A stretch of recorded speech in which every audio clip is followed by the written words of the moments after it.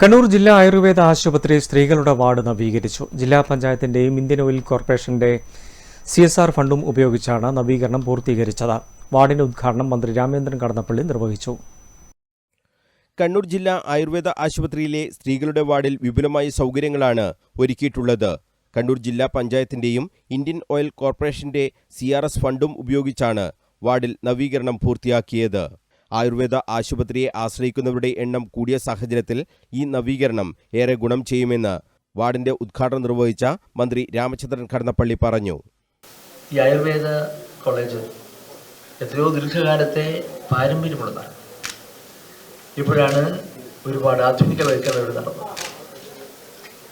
എല്ലാ തലങ്ങളിലുമുള്ള ചികിത്സാ സൗകര്യങ്ങൾ ഇവിടെ ലഭ്യമാണെന്ന കാര്യത്തിൽ നിങ്ങളോട് ഞാൻ പറഞ്ഞിരിക്കേണ്ട കാര്യമേ ഇല്ല. ആയുർവേദ വൈദ്യശാസ്ത്രത്തിന് ഒരിക്കലും വഴിമാറി സഞ്ചരിക്കേണ്ടി വരികയുമില്ല. അത് ജീവശാസ്ത്രമാണ്.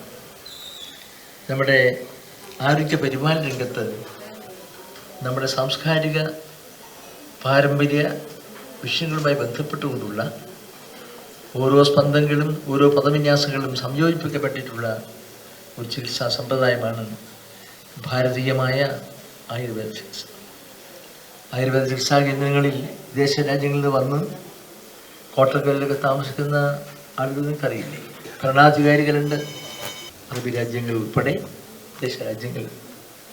അത് വരുന്നത് അവിടെ ആധുനിക സൗകര്യം ഇല്ലാത്തതുകൊണ്ട്. പക്ഷേ ആയുർവേദത്തിൻ്റെ സ്പർശമുണ്ടാകുമ്പോൾ അവർക്ക് ലഭ്യമായിട്ടുള്ള അനുഭവങ്ങളും അനുഭൂതികളും ഉണ്ട്.